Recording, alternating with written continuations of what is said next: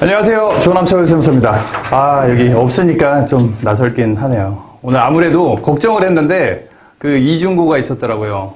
저희 법인세 막바지라서 아무래도 야근, 어제도 출근하셨을 분이 많았을 것 같고, 그리고 또 하나 이제 시작 시간 자체도 원래 9시 반이었는데 오늘 9시라고 제가 그런 의도한 적은 없는데 시간이 어떻게 배정이 돼 있었는지 모르겠습니다. 어쨌든 두 번의 이중고 때문에 지금 출석 인원이 좀 적은 것 같기는 한데 다른 분들, 늦으시는 분들 오시기 전에 더 좋은 정보 드릴 수 있도록 하겠습니다.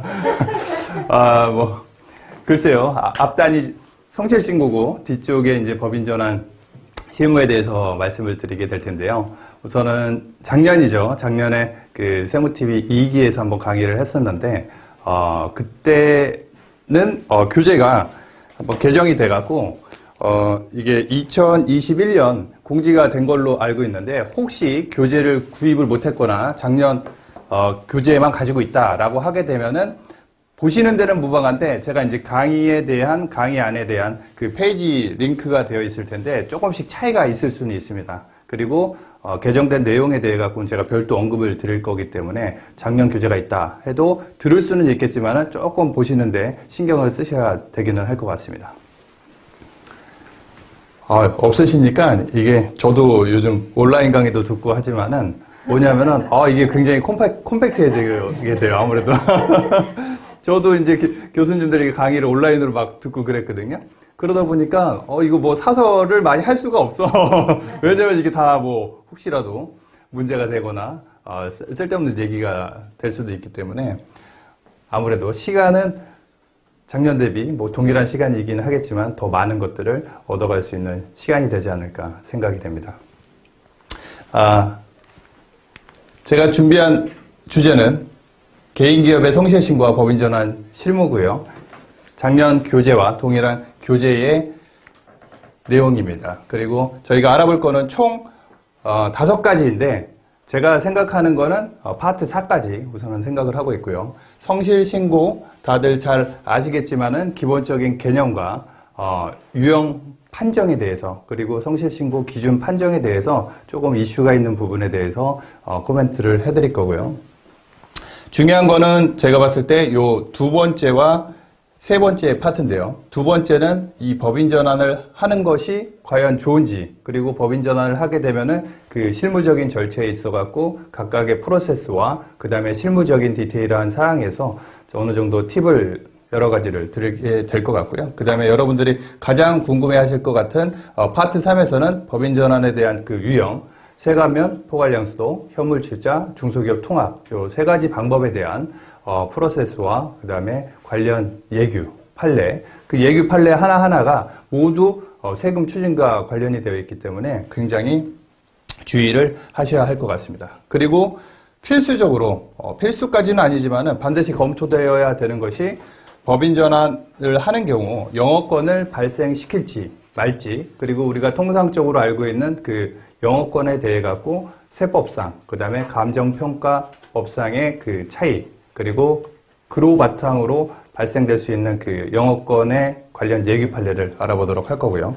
그 다음에 저희가 법인 전환을 하게 되는 그 동기 중에 하나가 사업 규모가 커지고 사업이 이제 잘 될 것 같아서 법인 전환을 하는 거잖아요. 그리고 회사를 법인 전환하고 한 5년, 10년, 20년 이렇게 하다 보면은 어렸던 자녀가 중학생에서 대학생으로, 대학생에서 이제 그 졸업하고 직장인이 되는데요. 그 직장 자체를 아버지 회사에 들어와서 할 수도 있다는 거죠. 장기적으로는 저희가 이제 법인 전환하고 가업승계도 저는 이어진다고 보는 맥락에서 제가 원래 따로 중소기업 가업승계와 상속증여세라는 교재로 따로 강의 영상이 있기는 하지만은 그것보다는 좀 더 콤팩트한 내용으로 작년에 개정되었던 사항들을 많이 좀 업데이트를 해놨으니까요. 요거는 참조용으로 한번 읽어보시면 될 것 같고요. 제가 개정된 내용에 대해 갖고는 좀 보시기 편하게 표로 요약을 해놨으니까요. 보시면 될 것 같습니다. 자, 성실신고 제도에 대해서 먼저 말씀을 드리고요.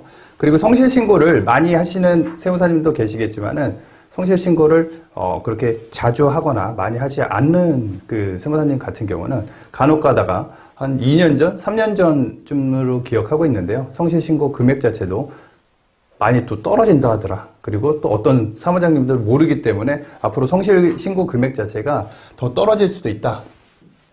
라는 그런 얘기들이 있었는데 지금은 현행 기준은 도소매 15억 기준, 그 다음에 제조, 음식점 7억 5천, 그 다음에 서비스, 임대업 같은 경우 5억 기준을 유지하고 있기 때문에 그런 부분에 대한 따로 오해라든지 그런 어떤 외부의 잘못된 컨설팅이라든지 그런 부분에 있어갖고 잘 알고 계셔야 할 것 같습니다.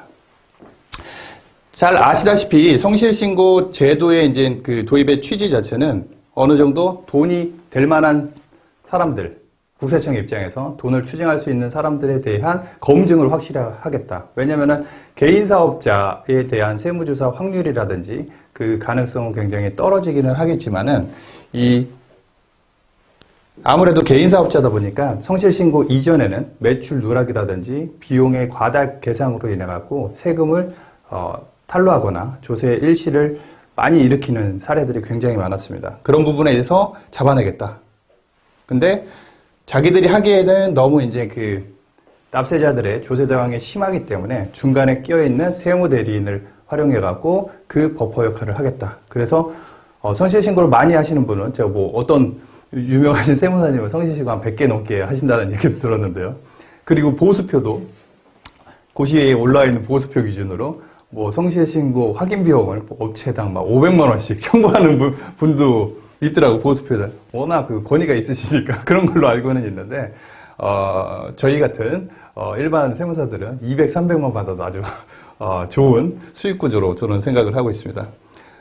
그리고 성실신고 확인 제도의 도입은 2012년도 신고분부터였는데요.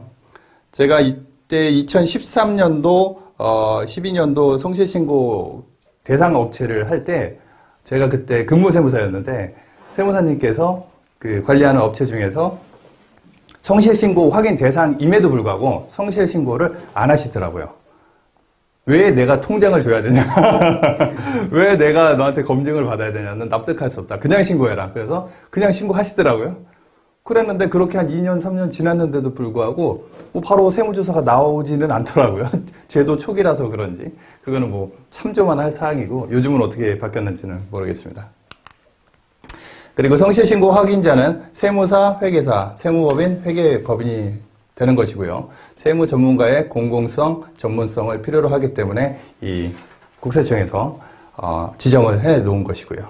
그리고 성실신고 확인서 제출 시기는 이것도 말이 많죠. 지금 그 변호사들한테 성실신고를 주냐 마느냐, 자기들은 가져가겠다, 우리는 지켜야 된다. 세무조정과 성실신고 확인에 대해 갖고는 변호사들한테 줄 수 없다. 그런 맥락으로 지금 싸우고 있는 걸로 알고 있는데요. 그리고 성실신고 확인서 제출 시기는 이제 종합소득세 이제 확정신고 납세지관할 세무서장에게 제출을 해야 되는 거고요. 잠시만요. 그리고 성실신고 그 확인 대상자에 대해 갖고 우리가 선임신고를 했어야 되는데 개인 사업자는 작년 기준으로 기준이 없어졌습니다. 그렇기 때문에 6월 말 신고였다면 한 4월 말까지 선임 신고를 해야 되는데 그 부분은 폐지가 됐고, 다만 이따가 후단에서 어바웃하게 설명드릴 법인 성실 신고에 대해 갖고는 선임 신고가 살아 있습니다. 그러니까 4월 말까지 성실 신고를 해야 되는 법인 같은 경우 2월 말까지 선임 신고를, 성실 신고 확인자에 대한 선임 신고를 2월 말까지 하는 것이 원칙이기는 합니다. 그렇고요. 성실신고 확인자에 대한 인센티브는 저희가 기본적으로 근로자라고 하게 되면 받을 수 있는 의료비, 교육비에 대한 세액공제를 일반 사업자라고 하게 되면 원칙적으로 되지 않지만은 성실신고를 하는 사람에 대해 갖고는 의료비, 교육비에 대해 갖고 이 인센티브가 있다. 소득금액의 3% 초과분에 대해서 700만 원을 한도로 15%를 해준다라는 금액이 있고요. 그다음 교육비 세액공제도 지출액의 15%까지. 또 하나가 월세 세액공제, 월세 750만 원 한도로